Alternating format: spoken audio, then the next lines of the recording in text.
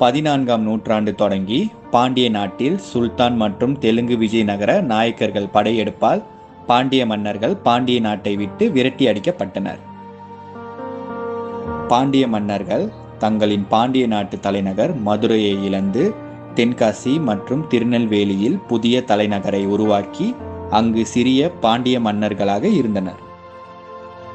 மதுரையை தெலுங்கு நாயக்கர்களிடம் இழந்து பாண்டியர்கள் புதிய இடமான தென்காசியில் தள்ளப்பட்டனர். தென்காசி பாண்டியர்களின் கடைசி தலைநகராக விளங்கியது. 1422ஆம் ஆண்டில் மதுரையை இழந்து முதலில் சடாவர்ம பராக்கிரம பாண்டியன் தென்காசியை தலைநகராக கொண்டு சிறிய மன்னராக ஆட்சி செய்தார். சடாவர்மன் பராக்கிரம பாண்டியன் தொடங்கி அதன் பின் வந்த அனைத்து பாண்டிய மன்னர்களும் தென்காசியில் உள்ள காசி விஸ்வநாதர் கோவிலிலே